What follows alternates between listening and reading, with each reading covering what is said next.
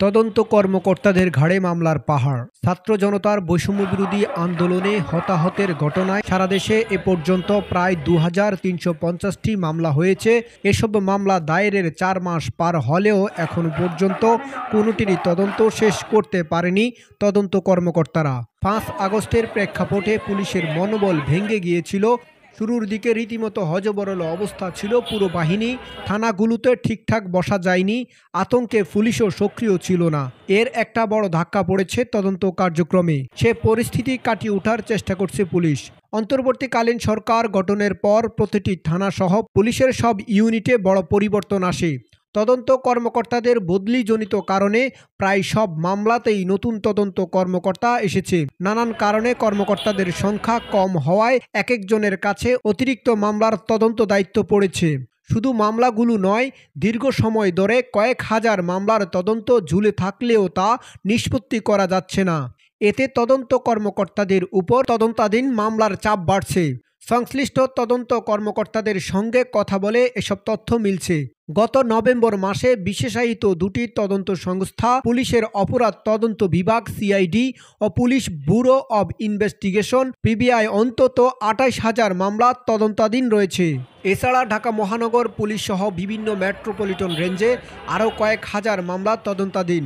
সংশ্লিষ্ট পুলিশ কর্মকর্তারা জানিয়েছে, পুরনো এসব মামলার তদন্তের পাশাপাশি বৈষম্যবিরোধী আন্দোলনে হতাহতের ঘটনায় দায়ের করা গুরুত্বপূর্ণ মামলাগুলো একই তদন্ত কর্মকর্তাকে তদন্ত করতে হচ্ছে। এই জন্য দীর্ঘ সময় পার হলেও এসব মামলার তদন্ত কার্যক্রম কাঙ্ক্ষিত পর্যায়ে পৌঁছেনি। বৈষম্যবিরোধী ছাত্র আন্দোলনের পরিপ্রেক্ষিতে সারা দেশে দায়ের করা প্রায় ২,৩৫০টি মামলা গুরুত্ব সহকারে তদন্ত চলছে। তদন্ত সংস্থাগুলোর একাধিক কর্মকর্তা জানিয়েছেন, একজন তদন্ত কর্মকর্তার ঘাড়ে মাসে গড়ে ২১টি মামলার তদন্ত দায়িত্ব থাকছে। এতে তদন্ত নিয়ে হিমশিম খেতে হচ্ছে কর্মকর্তাকে। সাধারণত পুলিশের উপপরিদর্শক এসআই মামলার তদন্তের দায়িত্বে থাকেন। অতি গুরুত্বপূর্ণ মামলা বা আদালতের নির্দেশে কোনো মামলা পরিদর্শক, এএসপি, এডিশনাল এসপি বা এসপি পদমর্যাদার কর্মকর্তারা তদন্ত করে থাকেন। দীর্ঘদিন ধরে সেসব মামলার তদন্ত আটকে রয়েছে। সম্প্রতি পুলিশের সদর দপ্তর থেকে দ্রুত নিষ্পত্তির নির্দেশ দেওয়া হয়েছে। অকারণে যাতে তদন্ত মুলতবি বা আটকে না থাকে সে নির্দেশনাও এসেছে তদন্ত কর্মকর্তার কাছে।